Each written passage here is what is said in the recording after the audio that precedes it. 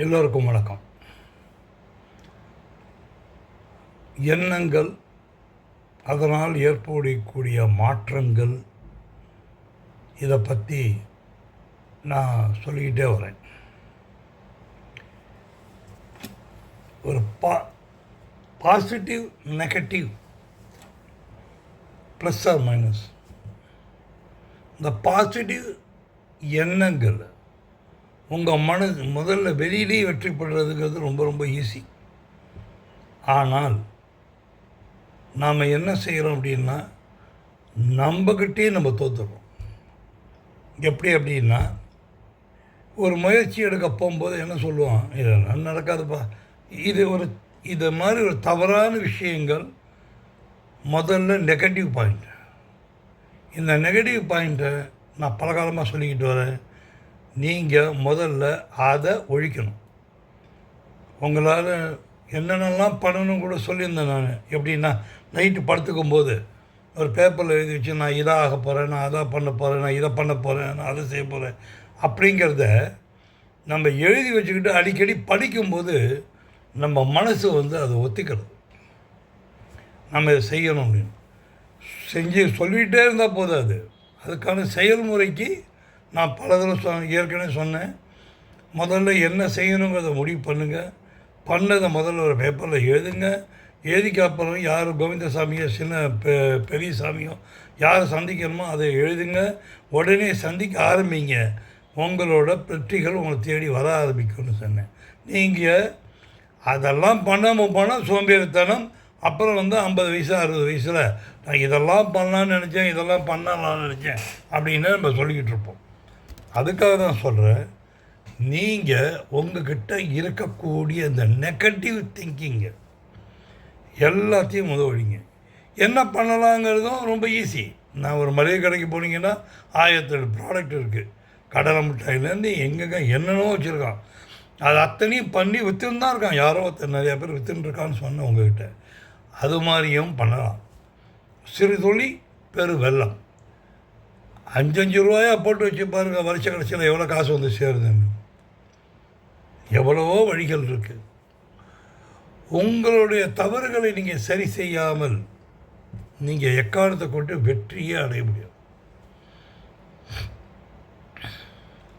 முதல்ல மற்றவங்க என்ன சொல்கிறாங்க நம்ம காத்து கொடுத்து கேட்டு கிரகிக்கணும். ஏன் சொல்கிறேன் அப்படின்னா, நம்ம என்ன செய்கிறோம் அப்படின்னா, மற்றவங்க சொல்கிறதே கேட்குறதில்ல, நம்ம சொல்கிறதையே சொல்லிக்கிட்டு இருப்போம். அது ஒரு நல்ல பழக்க வழக்கத்தை உருவாக்காது எப்போவுமே. ஏன் சொல்கிறேன், அதே மாதிரி இன்னொரு விஷயம் சொல்கிறேன் நான் உங்கள்கிட்ட. உங்களை படித்து எல்லாம் பண்ணுறோமே ஒழிய, படிக்கிறதுனாலலாம் அறிவு வந்துடாது. அனுபவம் ஒன்று தான் உங்களை நல்ல நிலைக்கு கொண்டு வரும், மேலே உயர்த்தும். செய்த தவறுகளை உங்களுக்கு சுட்டி காட்டும். அந்த தவறுகளை திருத்திக்கிட்டு அடுத்த படி போனீங்கன்னா அடுத்த ஒரு 10 அடி தாண்டிடும். முதல்ல ஒரு படியிலேருந்து கஷ்டமாக இருக்கும், 2வது படி கொஞ்சம் கஷ்டமாக இருக்கும், 3வது படி கொஞ்சம் கம்மியாகிடும், அந்த கஷ்டம் கொஞ்சம் கம்மியாகும். அப்புறம் 4வது படி, 5வது படி, 7வது படி, 8வது படி பார்த்தீங்கன்னு வச்சுக்கோங்களேன். நீங்கள் உங்கள் தவறுகளை திருத்தினே போகிறதுனால உங்களோட வெற்றி இலக்கை சீக்கிரம் அடைஞ்சிட முடியும். இதுக்கு தான் நீங்கள் எப்போவுமே நான் சொல்கிறது, எழுதுங்க, நடந்ததை எழுதுங்க. இந்த டிஃபென்ஸ்லலாம், அதாவது இராணுவத்தில் ஒரு பழக்க வழக்கம் உண்டு.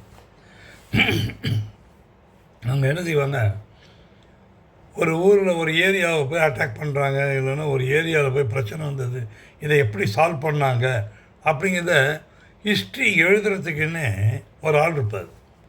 எல்லா சோல்ஜரு, எல்லோரும் கீழே வேலை செஞ்சவங்க எல்லாத்தையும், இப்போ ஒன்றும் இல்லை, நம்ம சோல்ஜர் தான் இருக்கணும்னு அவசியம் இல்லை. நம்ம வெள்ளம் வருது இல்லையா, வெள்ளத்தை எப்படி மீட்பு பணியை நம்ம செய்தோம் அப்படிங்கிறத எழுதுறதுக்கு ஒரு ஆள் இருப்பார்.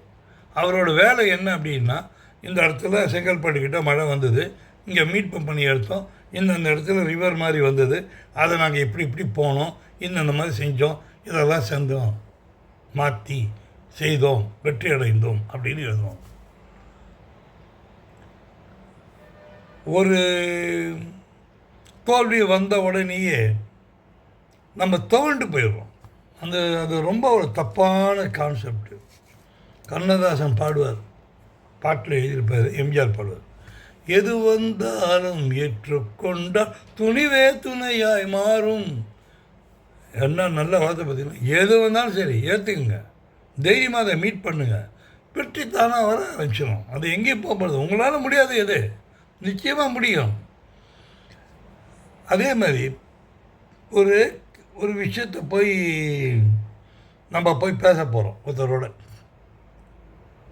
அவர்கிட்ட போய் பேச போகும்போது முதல்ல அவரோட மனநிலையை நீங்கள் புரிஞ்சுக்கணும்.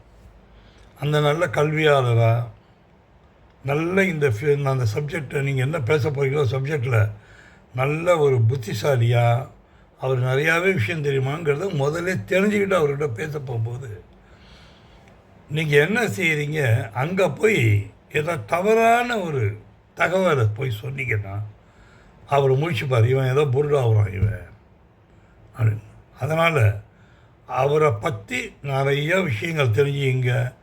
அதை வச்சுக்கிட்டு அவர் முதல்ல அவரோட முகபாவத்தை பாருங்கள். அந்த பேசும்போது அவர் இன்ட்ரெஸ்டாக கேட்குறாரா இல்லையான்னு. இந்த சதுரங்க வேட்டைன்னு ஒரு படம் பார்த்துருவீங்க.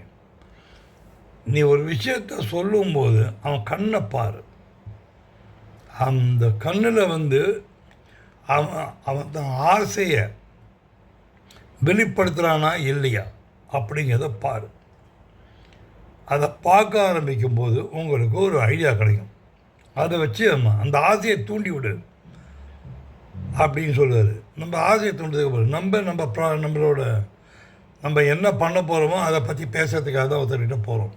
ஆனால் அவரோட கண்களை பார்த்தா அது தெரியும் ஓரளவு, எஸ் இவன் கரெக்டாக தான் பேசுகிறான் இவன் அப்படின்னு.